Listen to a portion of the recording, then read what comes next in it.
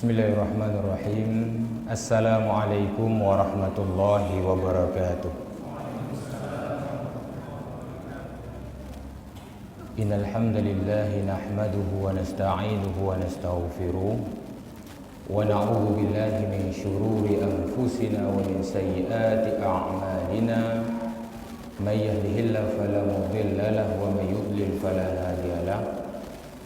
Asyhadu an la ilaha illallah wahdahu la syarika lah wa asyhadu anna Muhammadan abduhu wa rasuluh, amma ba'du. Ikhwatal iman, azanallahu wa iyyakum, sidang jamaah yang semoga dirahmati oleh Allah Subhanahu wa taala. Pertama sekali kita mengucapkan puji beserta syukur kita kehadirat Allah Subhanahu wa taala atas segala kenikmatan yang Allah Subhanahu wa taala masih berikan kepada kita sampai dengan saat sekarang ini, di mana Allah Subhanahu wa taala memberikan kepada kita kenikmatan kesehatan, nikmat kesempatan, sehingga kita dapat berkumpul di dalam rumahnya yang mulia ini dalam rangka beribadah kepada Allah Subhanahu wa taala. Kemudian juga Allah Subhanahu wa taala memberikan kepada kita kesempatan untuk bermajelis di dalam majelis ilmu yang insya Allah akan mendapatkan keberkahan dari Allah Subhanahu wa taala. Bapak Ibu yang semoga dirahmati oleh Allah Subhanahu wa taala, adapun tema yang akan kita bahas di malam hari ini adalah bahagia menjalankan sunnah Nabi SAW dan kecelakaan bagi orang-orang yang menentang. Berangkat dalam sebuah hadis yang diriwayatkan oleh seorang sahabat Nabi SAW yang bernama Abu Hurairah radhiyallahu anhu, bahwasanya Nabi SAW bersabda, "Kullu ummati yadkhulunal jannah illa man aba." Setiap daripada umatku akan masuk ke dalam surganya Allah Subhanahu wa taala illa man aba, kecuali orang-orang yang enggan. Qila, maka para sahabat bertanya kepada Nabi SAW, "Wa man ya'ba ya Rasulullah?" Siapa orang-orang enggan itu wahai Rasul? Qala, maka Nabi SAW menjawab, "Man ata'ani dakhalal jannah wa man asani faqad aba." Siapa yang taat kepadaku maka dia masuk ke dalam surga, wa man asani faqad aba, dan siapa yang bermaksiat kepadaku maka dialah termasuk orang-orang yang enggan. Artinya orang-orang yang tidak mendapatkan surganya Allah Subhanahu wa taala. Maka dalam hadis ini ada dua poin besar yang Nabi SAW sampaikan kepada kita. Poin yang pertama adalah siapa saja di antara hamba Allah yang mereka mengikuti atau mentaati Nabi yang telah diturunkan oleh Allah Subhanahu wa taala kepadanya, maka Allah Subhanahu wa taala akan masukkan dia ke dalam surganya Allah Subhanahu wa taala. Dan poin yang kedua, siapa saja di antara hamba Allah yang mereka tidak mau mengikuti Nabi, bahkan mencela Nabi yang telah diturunkan oleh Allah Subhanahu wa taala kepadanya, maka sungguh dia termasuk orang-orang yang enggan, yaitu orang yang enggan masuk dari surganya Allah Subhanahu wa taala. Dan hal ini sejalan dengan firman Allah Subhanahu wa taala di dalam Al-Qur'an surat Al-Muzammil ayat 15 sampai dengan 16. Allah Subhanahu wa taala katakan, "Inna arsalna ilaikum rasulan syahidan 'alaikum kama arsalna ila fir'auna rasulan." Sesungguhnya telah kami utus kepada kalian seorang rasul, yaitu Nabi Muhammad sallallahu alaihi wasallam. Sebagai apa? Syahidan, sebagai saksi di hari akhirat kelak. Artinya sebagai petunjuk hidup bagi kita. Allah utus Nabi Muhammad sallallahu alaihi wasallam kepada kita ini adalah sebagai petunjuk hidup bagi kita, sebagai pedoman hidup. Maka apa yang kita lakukan? Kita ikuti apa yang dilakukan oleh Nabi sallallahu alaihi wasallam. Ya, kita taati Nabi sallallahu alaihi wasallam yang telah diutus oleh Allah Subhanahu wa taala ini, maka kita telah mendapatkan petunjuk dari Allah Subhanahu wa taala. Kama arsalna ila fir'auna rasulah. Sebagaimana Allah utus kepada Fir'aun seorang rasul juga. Di zaman Fir'aun Allah utus Nabi Musa alaihissalam. Nah, artinya kalau kita mengikuti Nabi yang telah diutus oleh Allah Subhanahu wa taala, kita taati Nabi yang telah diutus oleh Allah Subhanahu wa taala, maka kita telah mendapatkan petunjuk hidup yang benar, yang pada akhirnya akan mengantarkan kita ke jalannya Allah Subhanahu wa taala, yang pada akhirnya akan memasukkan kita ke dalam surganya Allah Subhanahu wa taala. Namun sebaliknya, tak kala kita menentang Nabi yang telah diutus oleh Allah Subhanahu wa taala, tidak mengikuti sunnahnya, bahkan menentang, ya, mencela sunnah daripada Nabi yang telah diutus oleh Allah Subhanahu wa taala, maka apa yang terjadi? Kita akan bernasib sama sebagaimana Fir'aun. Sebagaimana yang Allah sebutkan di ayat selanjutnya, fa'asa fir'auna rasula fa'akhasnahu akhza wabila. Maka celakalah bagi Fir'aun yang telah bermaksiat kepada Nabi yang telah diutus oleh Allah Subhanahu wa taala. Nah, Fir'aun mendurhakai Nabi yang telah diutus oleh Allah Subhanahu wa taala, maka Allah berikan kepada Fir'aun azab yang sangat pedih. Nauzubillah. Maka dari itu, Nabi diutus oleh Allah Subhanahu wa taala untuk kita ikuti, kita taati, dan jangan pernah mencela kepada Nabi yang telah diutus oleh Allah Subhanahu wa taala. Barang siapa yang dia ingin mendapatkan kebahagiaan di dunia dan akhirat, maka ikutilah Nabi yang telah diutus oleh Allah Subhanahu wa taala.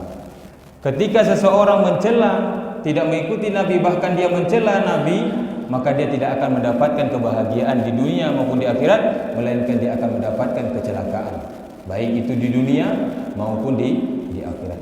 Mungkin kita sudah banyak melihat bukti-bukti bahwasanya ketika ada orang yang mencela sunnah Nabi, langsung Allah segerakan azabnya di dunia. Baru-baru ini yang membuat kartun Nabi, ya kan, tertabrak, meninggal, mati, ya, sangat mengenaskan. Nauzubillah min dzalik. Maka ini tinggal kita pilih aja, kita mau masuk bagian mana nih. Kalau mau mendapatkan kebahagiaan, maka ikut bagian poin pertama, yaitu mentaati Nabi SAW yang telah diutus kepada kita. Namun kalau kita tidak mau taat kepada Nabi, tidak mengikuti sunnahnya, bahkan mencelanya, maka kita akan masuk ke poin yang kedua, yaitu tidak akan masuk ke dalam surganya Allah Subhanahu wa taala. Artinya nanti di sana hanya ada dua tempat. Kalau enggak surga, yaitu neraka. Artinya kalau orang enggan masuk ke dalam surga, maka pastilah dia akan masuk ke dalam neraka.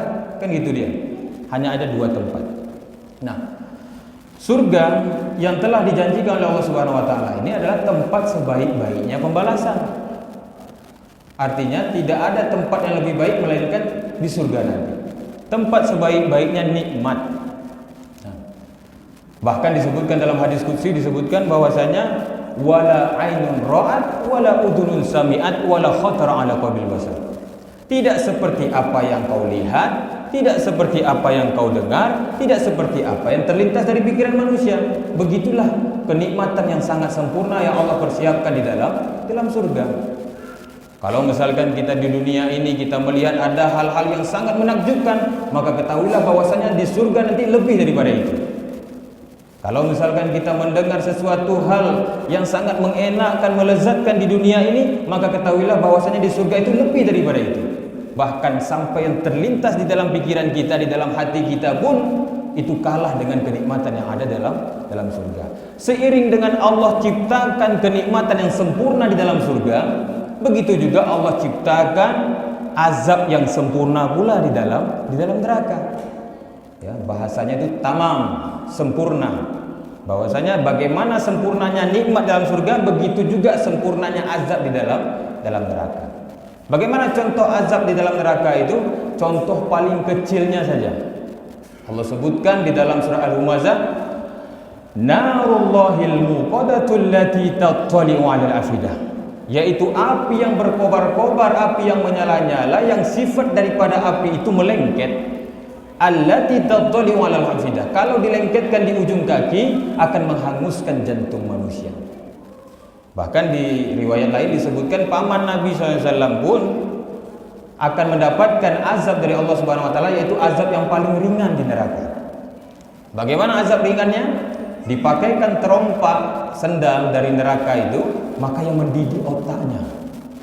Lalu bagaimana dengan yang lain?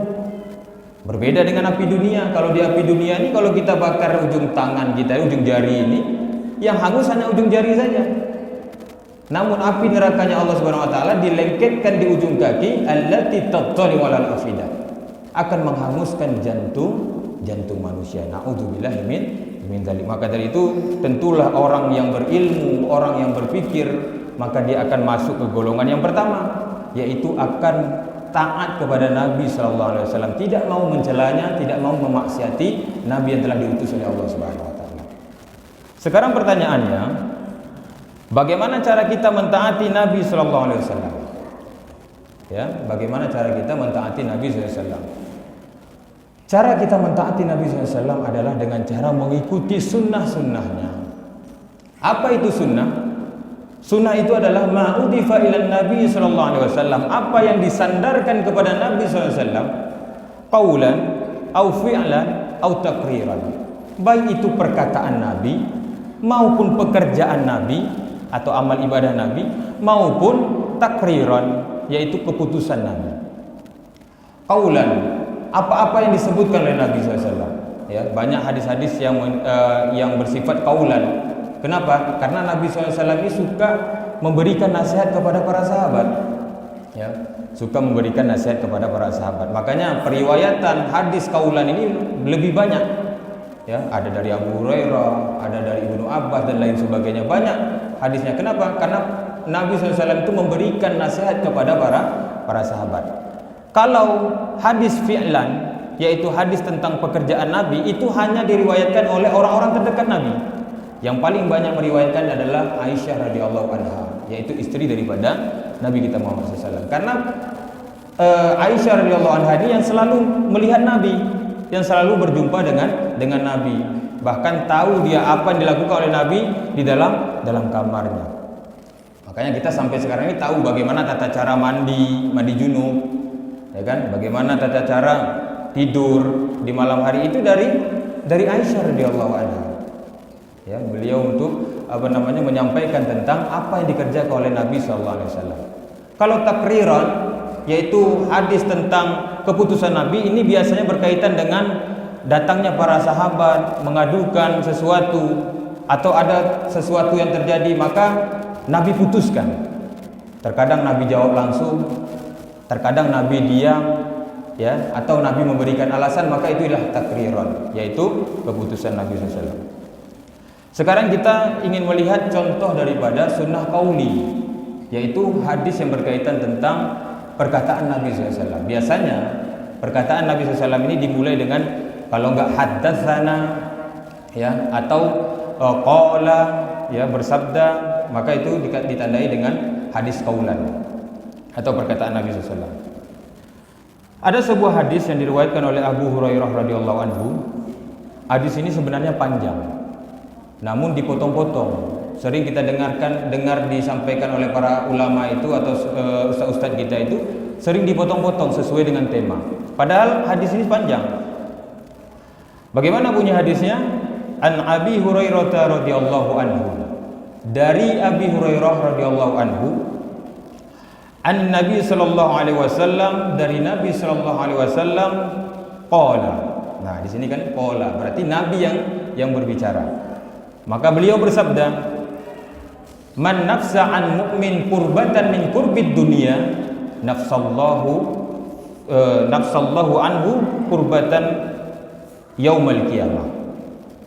Jadi barang siapa yang dia melapangkan suatu kesusahan dari orang yang tertimpa kesusahan di dunia, dari seorang mukmin yang tertimpa kesusahan di dunia, maka Allah akan melapangkan urusan dia di akhirat kelak. Waman yassara ala mu'sir, dan barang siapa yang dia menolong atau memudahkan dari orang yang sedang dilanda kesusahan, yassarallahu anhu, yassarallahu alaihi fid dunya wal akhirah, maka Allah akan mudahkan atau Allah akan tolong dia, baik itu di dunia maupun di akhirat. Wallahu fi aunil man satara musliman wa man satara musliman, dan barang siapa yang dia menutup aib dari saudaranya yang muslim di dunia, satarahullahu fid dunya wal akhirah, maka Allah Subhanahu wa taala akan menutup aibnya di dunia dan juga di akhirat. Wallahu fi aunil 'abdi ma kana al-'abdu fi aunil akhi. Allah Subhanahu wa taala itu akan senantiasa menolong seorang hambanya selama hambanya ini selalu senantiasa menolong saudaranya. Biasanya kan sampai situ kita dengarkan hadisnya. Namun ada sambungannya lagi. Fi dunya wal akhirah. Kemudian ada sambungannya lagi. Wa man salaka tariqan yaltamisu fihi ilman. Nah, ternyata bersambung hadisnya ini. Ya, tersambung dengan hadis yang menuntut ilmu. Wa man salaka tariqan yaltamisu fihi ilman sahalallahu lahu bihi tariqan ila jannah. Dan barang siapa yang dia menempuh suatu jalan dalam rangka menuntut ilmu, seperti bapak-bapak dan ibu-ibu sekalian, dari rumah menuju kepada rumahnya Allah ini dalam rangka menuntut ilmu, maka apa kata Allah Subhanahu wa taala, kata Nabi sallallahu alaihi wasallam, sahalallahu bihi tariqan ilal jannah. Maka Allah akan mudahkan nanti jalan baginya menuju kepada surganya Allah Subhanahu wa taala. Wa majtama'a qaumun fi baitin min buyutillah. Ada kaitannya. Dari rumah menuju kepada menuntut ilmu, kemudian ditambah lagi oleh Nabi sallallahu alaihi wasallam, wajtama'a qaumun fi baitin min buyutillah. Yatluna kitaballah wa yatadarasunahu fima bainahum illa nazalat alaihim sakinah wa ghasyiyahumur rahmah wa hafathumul malaikah wa zakarahumullahu fima indah. Dan tidaklah berkumpul suatu kaum di dalam rumahnya Allah Subhanahu wa taala yang di dalamnya mereka mempelajari Al-Qur'an, ya, membaca Al-Qur'an dan mempelajarinya satu sama lainnya, illa nazalat alaihim sakinah, melainkan Allah akan turunkan ketenangan bagi mereka. Wa wasyahumur rahmah, dan Allah naungi mereka dengan rahmatnya Allah Subhanahu wa taala. Wa hafathumul malaikah, dan dijaga oleh para malaikatnya Allah Subhanahu wa taala.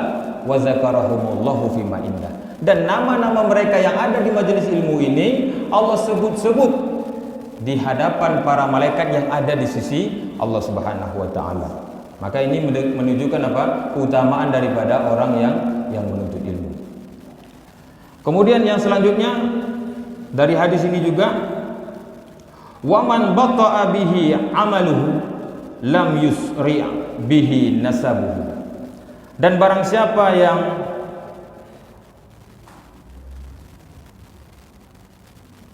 yang dia diperlambat oleh amalnya, maka garis keturunannya tidak bisa mempercepatnya. Nah, artinya barang siapa yang dia diperlambat oleh amalannya, maka dia tidak bisa maka garis keturunannya itu tidak bisa dipercepat, tidak bisa mempercepatnya. Ya, artinya tidak ada seseorang yang kalau misalkan dia diperlambat oleh amal ibadahnya atau pekerjaannya, maka tidak bisa dia dipercepat oleh nasab atau keturunannya. Maka ini hadisnya panjang. Ini adalah hadis qauli, contoh salah satu daripada hadis dari perkataan Nabi SAW. Artinya ketika kita melakukan apa yang dikatakan oleh Nabi ini, maka kita telah melaksanakan sunnah Nabi SAW yang akan mendatangkan pahala kepada kita dan mengiring kita ke dalam surganya Allah Subhanahu wa taala. Ya. Tadi disebutkan bahwasanya man nafsa an kurbatan min kurbi dunia, ya, man nafsa anil mu'min kurbatan min kurbi dunia, nafsallahu anhu kurbatan fi yaumil akhir. Ya, maka Allah Subhanahu wa taala akan memudahkan baginya urusan baginya di hari akhirat kelak. Maka ketika kita melakukan apa yang dikatakan oleh Nabi ini, maka kita akan mendapatkan bantuan dari Allah Subhanahu wa taala. Contohnya apa? Misalkan di dunia ini ada sebuah lembaga pendidikan misalkan, ya, katakanlah sekolah tahfidz, ya, sekolah tahfidz ini belum ada izinnya, lalu dia datang ke dinas pendidikan untuk minta apa? Minta diurus izin operasional misalkan. Lalu orang dinas pendidikan ini memudahkan urusan dari sekolah tahfidz ini, dimudahkannya. Oh, mau ngurus izin ya, supaya keberlanjutan daripada sekolah tahfidz ini, ya, kami urus. Maka ini namanya memudahkan urusan dari orang lain. Karena orang mukmin tadi datang. Maka dia nanti dinas pendidikannya akan dimudahkan oleh Allah Subhanahu wa taala di hari akhirat kelak. Siapa saja yang terlibat dalam memudahkan urusan perizinan tadi ini, maka dia akan dimudahkan oleh Allah Subhanahu wa taala. Namun kalau misalkan dia menyulitkan, menyusahkan. Ya kan, dibolakannya gitu. Datang kasih, kemudian dibola lagi ke sini, dibola lagi ke sini. Nah, ini namanya menyusahkan. Bagaimana dia menyusahkan seorang mukmin di dunia, nanti dia disusahkan juga oleh Allah di akhirat kelak. Begitu juga dengan menolong orang kesusahan. Ada orang lagi susah nih, lagi butuh bantuan, butuh pertolongan. Ditolongnya, maka Allah tolong dia di dunia dan juga akhirat. Kalau dia susahkan, kebalikannya, disusahkan oleh Allah di dunia dan juga di akhirat, nggak akan ditolong oleh Allah Subhanahu wa taala. Lalu bagaimana dengan ada menyumbang kepada pesantren yang sedang dibangun? Ada ini sebuah lembaga juga, misalkan yayasan lagi ada program membangun rumah pendidikan. Kenapa kok dibangun rumah pendidikan? Karena melihat ya banyak orang-orang tua yang sudah berumur itu belum bisa baca Quran. Kenapa mereka nggak bisa baca Quran? Karena waktu kecilnya nggak belajar Al-Quran. Maka itu timbul risau, pikiran oleh yayasan, arah sebuah yayasan ini. Lalu mereka berpikir bagaimana cara membentuk sebuah pendidikan, dimulai dari yang dasar dulu, dari yang kecil. Nah, maka untuk membangun itu kan butuh biaya, ya, baik itu uang maupun tenaga. Maka ini dalam keadaan susah ini, mengumpulkan biaya itu kan nggak mudah, adanya kesusahan di situ. Maka orang yang memudahkan tadi, ya, menolong yayasan tadi ini untuk tercapainya sebuah bangunan tadi, untuk dibangunkan sebuah pendidikan tadi, maka ini namanya memudahkan urusan orang lain. Jadi ketika dia menginfakkan hartanya ke situ, berarti dia sudah memudahkan urusan orang lain. Bahkan bukan hanya memudahkan urusan saja, tapi dia masuk dalam kategori berinfak. Jadi kalau ibarat pahala itu double kill dia dapat. Ya, itu combo berapa itu dapatnya? Ya, ibaratnya berlapis-lapis pahalanya. Ya, ada bahasanya kan double kill, combo 3, combo 5 gitu kan. Ketika dia menginfakkan itu, pertama dia memudahkan urusan orang lain dalam hal pendidikan. Kemudian yang kedua, ada pahala infak di situ. Kita ketahui bersama bahwasanya pahala infak ini sangat luar biasa besarnya. Ya, di antaranya akan memasukkan seseorang itu ke dalam surganya Allah Subhanahu wa taala.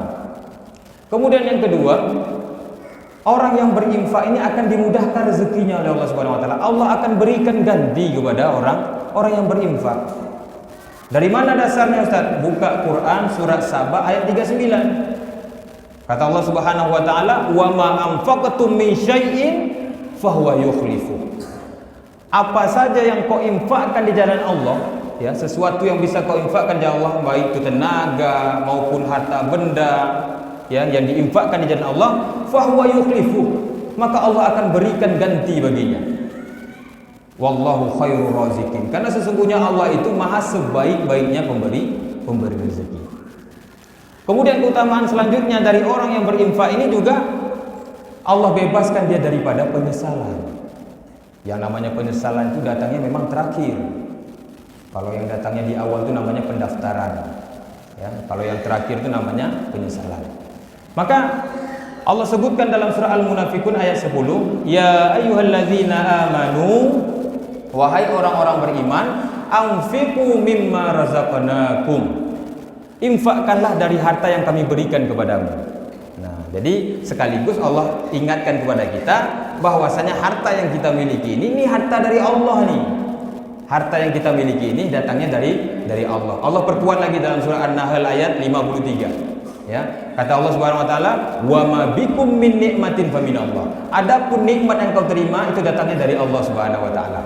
Maka Allah sebenarnya ingin mengetes kita, ingin menguji keimanan kita dengan cara apa? Anfiqu mimma razaqnakum. Infakkanlah harta yang telah kami berikan kepadamu. Dari harta yang kami berikan itu infakkan sedikit. Nah, sama seperti kita, nah ini jajan, nanti kasih sama teman sedikit ya. Nah, gitu misalkan, infakkan. Mau nggak nih anak? Kalau misalkan anak ini mau menginfak, berarti baik hati anaknya. Nah, begitulah. Mau nggak nih seorang hamba ini menginfakkan hartanya? Kalau dia mau menginfakkan, berarti beriman dia kepada Allah Subhanahu wa taala. Min qabli ayyati ahadakumul maut, sebelum datangnya kematian kepadamu. Kenapa kok Allah sandingkan antara kematian dengan infak? Ada apa di situ?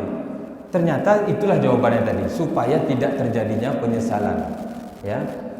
Disambung di ayat selanjutnya, fayaqula rabbi laula akhartani ila ajalin qarib. Karena ketika ajal itu telah datang kepada dia dan dia belum sempat menginfakkan hartanya, maka dia akan mengucapkan apa? Rabbi laula akhartani ila ajalin qarib. Ya Rabbku, seandainya engkau tunda ni ajalku, engkau tunda ni kematianku, fa asaddaqa, maka aku akan bersedekah.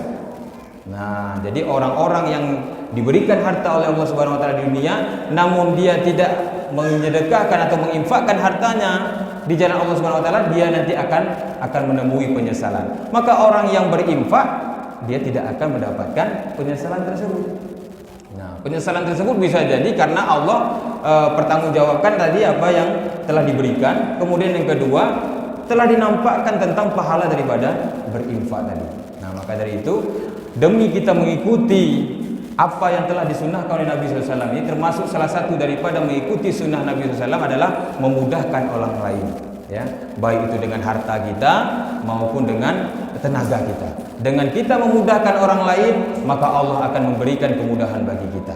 Begitu juga dengan kita menutup aib orang lain, maka Allah juga akan menutup aib kita. Nah, menutup aib itu juga termasuk daripada menjalankan sunnah Nabi SAW. Dan juga tadi disebutkan mau menuntut ilmu, menuju dari rumah menuju kepada rumahnya Allah Subhanahu wa taala dalam rangka menuntut ilmu, mengikuti kajian dan lain sebagainya, itu juga bagian daripada sunnah Nabi sallallahu alaihi wasallam secara qauli, yaitu secara perkataan. Sekarang kita masuk kepada hadis ini banyak ya yang meriwayatkan, karena dia panjang memang banyak yang meriwayatkan. Ada dari Muslim, Ahmad, Abu Daud, Tirmizi, Ibnu Majah, Ad-Darimi dan lain sebagainya. Kemudian kita masuk ke contoh hadis fi'liyah. Hadis fi'liyah sebagaimana kita sebutkan di awal tadi, bahwasanya hadis fi'li ini banyak disampaikan oleh orang-orang terdekat Nabi, yaitu seperti istri Nabi, sahabat-sahabat yang selalu berdekatan dengan Nabi. Maka hadis fi'liyah ini berkaitan dengan apa yang dikerjakan oleh Nabi SAW. Contohnya, an Aisyah radhiyallahu anha qalat, dari Aisyah radhiyallahu anha yaitu istri Nabi SAW, beliau berkata, kana Rasulullah sallallahu alaihi wasallam. Nah, dimulai dari kana, dahulu Rasulullah sallallahu alaihi wasallam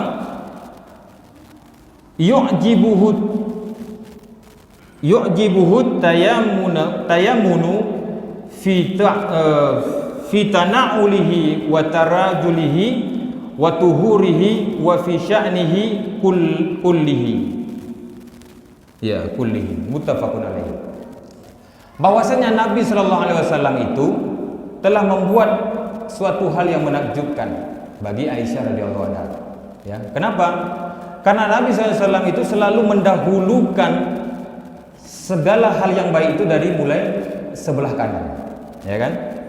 Di sini disebutkan bahwasanya Nabi sallallahu alaihi wasallam selalu mendahulukan sebelah kanan dalam hal kebaikan. Misalkan apa? Yaitu fitana'lihi, yaitu memakai sendalnya, watuhurihi, yaitu menyiram kalau dia mandi, kemudian untuk menyisir rambutnya. Jadi Nabi selalu mendahulukan sebelah kanan, baik itu makan, minum, memakai sendal, kemudian menyisir rambut, mandi. Nah, mandi junub itu kan didahulukan sebelah kanan dulu kan. Kemudian berwudu dan lain sebagainya, beliau selalu mendahulukan sebelah kanan. Artinya hal yang semacam ini dilihat langsung oleh istri Nabi SAW. Berarti itu kan fi'li, pekerjaan Nabi SAW. Ketika pekerjaan Nabi tadi itu kita kerjakan, maka kita telah mendapatkan sunnah Nabi SAW. Berarti kita telah mendapatkan sunnah Nabi SAW. Bahkan kalau ada hadis yang meriwayatkan tentang bagaimana postur Nabi, kemudian bagaimana rambut Nabi, jenggot Nabi dan lain sebagainya, kalau kita ikut juga, itu juga bagian daripada mengikuti sunnah Nabi SAW. Karena Nabi SAW juga pernah bersabda, "Qashus syawarib wa arfuh lihyah khalifu majusa." Potonglah kumis, peliharalah jenggot, selisihi dari kalian itu orang-orang Majusi. Jadi dengan kita memotong kumis, memelihara jenggot, ini sebenarnya mengikuti sunnah Nabi SAW. Ya. Walaupun kita nggak melakukan amalan lain, kita pelihara aja jenggot kita, lalu kita tidur, maka ini terhitung, rekening pahala jalan terus. Rekening pahala mengikuti sunnah Nabi itu jalan terus. Walaupun kita nggak melakukan apa-apa, kita nggak bersedekah, kita nggak melakukan apa-apa, tapi dengan menghidupkan sunnah Nabi ini, maka pahala tadi jalan. Kata Nabi SAW, man ahya sunnati faqad habani wa man habani ma'i fil jannah. Barang siapa yang menghidupkan sunnahku, berarti dia cinta kepadaku. Barang siapa yang cinta kepadaku, nanti dia akan bersamaku dalam surganya Allah Subhanahu wa taala. Begitu juga dengan mengikuti apa? Celana di atas mata kaki. Ini kan hadis Nabi. Ma asfala minal ka'bain mina idzari fa finnar. Celakalah celana yang di bawah mata kaki karena tempatnya di neraka. Ya. Celana kain. Nabi memakai bahasa izar. Kenapa enggak dipakai sirwal? Karena kenapa? Izar itu lebih umum. Ya, bisa mencakup kain, bisa mencakup celana. Ma asfala minal ka'bain mina idzari fa finnar. Kain yang berada di bawah mata kaki tempatnya di neraka. Berarti kan Nabi kasih ancaman tuh. Setiap kain yang di bawah mata kaki maka itu adalah tempatnya neraka. Kita mau ikuti Nabi, berarti Nabi menaikkan celana di atas mata kaki. Dengan kita mengikuti sunnahnya, maka kita mendapatkan pahala dari Nabi sallallahu alaihi wasallam, mendapatkan pahala dari Allah Subhanahu wa taala. Maka ini contoh daripada hadis fi'liyah, yaitu pekerjaan Nabi sallallahu alaihi wasallam. Ada juga hadis lainnya. Misalkan apa? Disampaikan oleh Abu Hurairah. Ketika Abu Hurairah makan bersama Nabi, lalu ma'aban Nabi sallallahu alaihi wasallam ta'aman qattu inishtahahu akalahu wa in karihahu tarakahu. Nah, Nabi SAW itu kalau dia suka dengan suatu makanan, maka dia makan. Kalau dia membenci makanan tersebut, artinya enggak suka, maka dia tinggalkan tanpa mencela. Itu perbuatan Nabi. Jadi kalau Nabi suka dengan makanan sesuatu, dia makan. Kalau dia enggak suka dengan makanan itu, maka dia tinggalkan. Jadi para sahabat enggak protes, mangan ada dimakan lagi Nabi, enggak ada begitu. Berarti sahabat tahu dia, oh Nabi enggak suka dengan makannya. Tapi Nabi tidak mencela. Walaupun dia tidak suka, tidak mencela. Masin bana, pahit bana enggak. Kenapa? Karena yang mencela itu pertama akan mengurangi keberkahan daripada makanan, yang kedua menyakiti hati orang yang memasak. Nah, sampai di situ Nabi memperhatikannya. Jadi kecuali kalau misalkan dalam rumah tangga, untuk supaya tidak misalkan di dalam rumah tangga itu tinggal pun di rumah mertua kan, maka boleh seorang suami mengingatkan kepada istrinya, ini agak asin, ya kan? Tapi dengan cara baik, supaya tidak tersinggung. Supaya apa? Ketika nanti dia masak, jangan sampai asinnya ini sampai ke lidah mertuanya, nanti akan terjadi masalah baru lagi. Nah, maka dari itu diingatkan tanpa harus mencela. Kalau dia mencela, maka pertama menghilangkan keberkahan dari makanan, yang kedua menyakiti hati orang lain. Maka ini tidak bagian daripada sunnah Nabi lagi. Maka itu sunnah Nabi. Kita percepat terus karena waktu Isya sudah dekat. Kemudian contoh hadis takririyah, yaitu hadis tentang keputusan Nabi SAW. Langsung kita baca ini artinya. Bahwasanya dari Ibnu Abbas radhiyallahu anhu mengabarkan kepadanya bahwa ada seorang sahabat bernama Khalid bin Walid. Nah, jadi Khalid bin Walid ini dijuluki sebagai Saifullah, yaitu pedangnya Allah Subhanahu wa taala, karena memang dalam strategi perang enggak pernah kalah dia. Selalu menang. Bahkan perang Uhud pun ketika Khalid bin Walid di sebelah orang kafir, Nabi berperang pada saat perang Uhud itu sempat kalah orang muslim. Kenapa? Karena dipimpin oleh Khalid bin Walid. Pada dasarnya kekalahan orang muslim itu karena ada yang melanggar daripada perintah Nabi. Nah, jadi kekalahan perang Uhud itu sebenarnya karena melanggar dari apa yang diperintahkan oleh Nabi SAW. Namun strategi yang disusun oleh Khalid bin Walid ini sangat cerdik dan juga sangat bagus, sehingga mengalahkan orang muslim pada saat itu. Sehingga ketika dia masuk Islam pun dia tetap memenangkan daripada perperangan. Nah, makanya dia disebut sebagai Saifullah, karena tidak ada yang bisa lepas daripada pedangnya itu. Kalau pedangnya sudah terhunus, tidak ada satu musuh pun yang bisa lewat daripada pedangnya. Maka dia disebut sebagai pedangnya Allah Subhanahu wa taala. Maka bahwasanya ia mengabarkan Rasulullah SAW itu pernah menemui bibinya yang bernama Maimunah. Jadi Maimunah ini adalah bibi daripada Ibnu Abbas, ya kalau nggak salah dia adalah bibi daripada Ibnu Abbas. Kemudian ia mendapati Dok. Jadi dog itu hidup di padang pasir, makannya tumbuhan. Tapi banyak orang yang menafsirkan biawak, padahal dia bukan biawak. Kalau biawak dia makan bangkai, berkuku, bertaring. Tapi kalau dog enggak, dia hampir semacam toke, tapi dia tidak memakan tidak makan daging, dia makan buah-buahan. Dog, ya. Lalu didapati dog tadi itu sudah dipanggang, dibakar, ya. Kemudian dog tadi itu dibawa oleh saudara bibinya, yakni Huzaifah bintul Al-Haris dari Najd. Maka Maimunah pun menyuguhkan dog tadi itu kepada Rasulullah SAW. Jarang sekali beliau memajukan tangannya untuk mengambil makanan, hingga beliau persilahkan bahwa makanan itu untuk beliau. Jadi ketika dihidangkan, Nabi mencoba untuk mengambil. Dan saat itu Rasulullah SAW menggerakkan tangannya ke arah dog tadi. Lalu seorang wanita yang hadir di situ berkata atau memberitahukan kepada beliau bahwasanya makanan yang disuguhkan itu adalah dog, semacam biawak tadi. Tapi dia bukan biawak, dia semacam biawak. Lalu Rasulullah SAW seketika itu segera menarik tangannya. Nah, ketika disidangkan mau diambil, ketika dibilang itu dog Rasulullah, namun Rasulullah menarik tangannya. Nah, ketika diambil tangannya lagi, Rasulullah SAW langsung menjawab,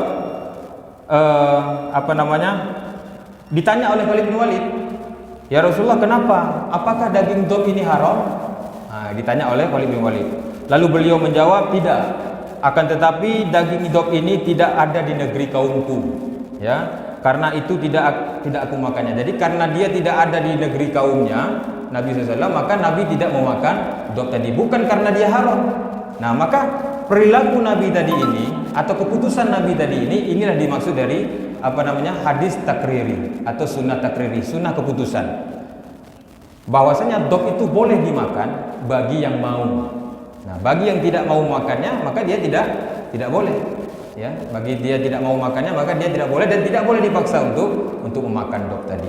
Nah, orang yang melaksanakan sunnah Nabi SAW, yaitu mengikuti takrir tadi ini, maka dia mendapatkan pahala sunnah. Artinya setiap orang yang menjalankan sunnah Nabi SAW pasti dia akan mendapatkan kebahagiaan. Apa tadi kebahagiaannya? Dia akan masuk ke dalam surganya Allah Subhanahu Wa Taala. Namun sebaliknya, orang yang memaksiati Nabi, yang tidak mengikuti sunnah Nabi, bahkan dia mencela Nabi SAW, maka dia akan masuk ke dalam nerakanya Allah Subhanahu Wa Taala. Sebagaimana yang Allah sebutkan di dalam surat Al-Mutaffifin ayat 29 sampai dengan ayat 36. Innal ladzina ajramu kanu minal ladzina amanu yadhakun. Sesungguhnya orang-orang pendosa itu dulunya mereka semasa hidup dunia mereka adalah orang-orang yang menertawakan orang-orang beriman. Jadi orang yang mengerjakan sunnah Nabi ini kan kategorinya termasuk orang beriman. Atiullah wa atiur rasul wa uli amri minkum. Taat kepada Allah, taat kepada Rasul, dan juga pada pemimpin, itu termasuk bagian daripada beriman kepada Allah. Orang yang mengerjakan sunnah Nabi berarti dia termasuk orang beriman kepada Allah Subhanahu Wa Taala. Orang yang mencela orang yang mengikuti sunnah Nabi berarti dia telah mencela orang-orang beriman. Maka ketika orang pendosa ini melihat orang beriman itu melakukan segala sesuatu ibadah, maka mereka menertawakan. Misalkan memandangkan jenggot, celana dicingkrangkan, maka ditertawakan. Bagaimana bentuk tertawanya? Wa idza marru bihim yataghamazun. Ketika mereka melihat orang-orang beriman melaksanakan sunnah Nabi atau beribadah kepada Allah, maka mereka yataghamazun. Dalam artian apa? Mencela, mengedip-ngedipkan mata mereka. Nah, wa idza marru bihim yataghamazun wa idza anqalabu ila ahlihim anqalabu fakihin. Dan ketika mereka kembali kepada keluarga mereka, maka mereka bergembira ria, tidak ada rasa dosa sedikit pun telah menghina orang-orang beriman. Jadi ketika mereka kembali ke saudara-saudaranya, maka mereka menganggap nggak ada dosa apa-apa, padahal dia tadi sudah menertawakan orang-orang beriman. Kemudian yang paling berat lagi daripada orang-orang pendosa ini, wa idza ra'awhum qalu inna haula'i lad-dallun. Ketika orang pendosa tadi ini melihat orang-orang beriman melakukan ibadah, misalkan melakukan kajian atau melakukan amal-amal yang pernah dikerjakan oleh Nabi SAW, maka mereka katakan haula'i lad-dallun. Itu adalah orang-orang sesat, pemecah belah umat tuh, jangan diikuti. jauhi, batalkan kajiannya. Ini adalah sifat daripada orang-orang pendosa. Wa idza ra'awhum qalu inna haula'i lad-dallun. Ketika mereka melihat orang-orang beriman beribadah, melakukan amal soleh, maka mereka katakan itu orang-orang sesat tuh, pemecah belah umat tuh. Itu seperti itu dia. Wa ma ursilu alaihim hafizin. Tidaklah mereka itu diutus untuk dijaga oleh mereka. Jadi nggak ada hubungannya antara orang beriman dengan orang-orang yang tadi mencela. Artinya ketika orang beriman melaksanakan ibadah, itu tidak ada membawa dampak buruk kepada orang-orang yang mencela tadi. Kenapa dia harus mencela? Seperti itu.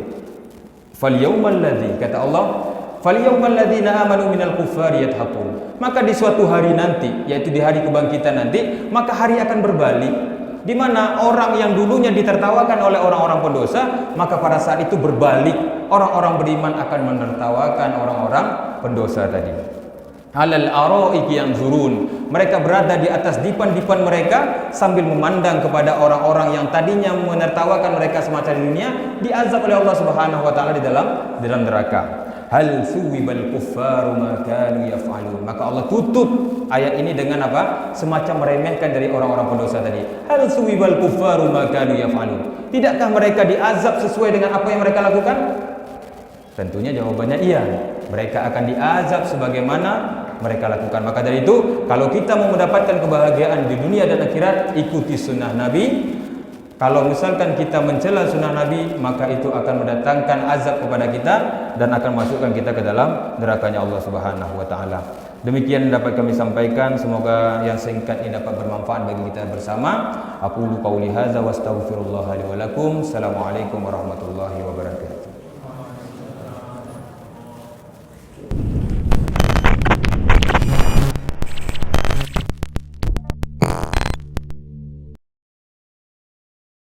Bismillahirrahmanirrahim. Assalamualaikum warahmatullahi wabarakatuh. Alhamdulillah, wassalatu wassalamu ala rasulillah wa ala alihi wa ashabihi wa mawala, amma ba'du. Ikhwatal iman, azani Allahu ayyakum, pemirsa dimanapun anda berada. Yayasan At-Thaifah Al-Mansurah Tapak Tuan dalam hal ini memberikan kabar gembira kepada kita bersama, yaitu investasi akhirat pahala tiada batas. Di tanah hibah seluas lebih kurang 615 meter persegi ini, yang insya Allah akan dibangun rumah tahfizul Quran beserta TKIT Bunaya, yang tentunya ini semua akan menjadi pahala jariah bagi yang mau berpartisipasi di dalamnya. Karena melalui sekolah inilah nantinya akan keluar para generasi-generasi penghafal Al-Quran, generasi-generasi yang menyibukkan dirinya dengan Al-Quran. Maka dari itu, ini adalah kesempatan emas yang tidak boleh kita sia-siakan. Maka mari sama-sama kita mengambil bagian, berpartisipasi dalam membantu menyukseskan program baik dari Yayasan At-Thaifah Al-Mansurah ini dalam membangun rumah tahfiz Al-Quran dan juga TKIT Bunaya. Karena merupakan keutamaan dari para orang-orang yang mau menginfakkan hartanya di jalan Allah Subhanahu wa taala. Allah sebutkan bahwasanya mereka adalah calon-calon penghuni surganya Allah Subhanahu wa taala. Allah Subhanahu wa taala sebutkan dalam Quran surah Ali Imran ayat 134, alladzina yunfiquna fis-sarra'i wad-dharra, yaitu orang-orang yang menginfakkan hartanya baik itu dalam keadaan lapang maupun dalam keadaan sempit. Selain itu, Allah Subhanahu wa taala juga janjikan akan mengganti dari setiap apa yang mereka infakkan di jalan Allah Subhanahu wa taala. Allah Subhanahu wa taala berfirman dalam Al-Qur'an surat Saba ayat ke-39, "Wa ma anfaqtum min syai'in fahuwa yukhlifuh wallahu khairur raziqin." Dan adapun apa saja yang kau infakkan di jalan Allah Subhanahu wa taala, maka Allah akan mengganti dari apa yang kau infakkan tersebut. Wallahu khairur raziqin. Dan sesungguhnya Allah Subhanahu wa taala adalah maha sebaik-baiknya pemberi rezeki. Maka dari itu, ikhwatal iman, azanillahu wa iyyakum, marilah sama-sama kita sukseskan program baik dari Yayasan At-Thaifah Al-Mansurah ini dalam rangka membangun rumah tahfiz Al-Quran dan juga TKIT Bunaya. Semoga Allah Subhanahu wa taala selalu memberikan kepada kita kemudahan. Wassallallahu ala nabiyyina Muhammad wa ala ali Muhammad. Aqulu qauli hadza wa astaghfirullah li wa lakum. Assalamualaikum warahmatullahi wabarakatuh.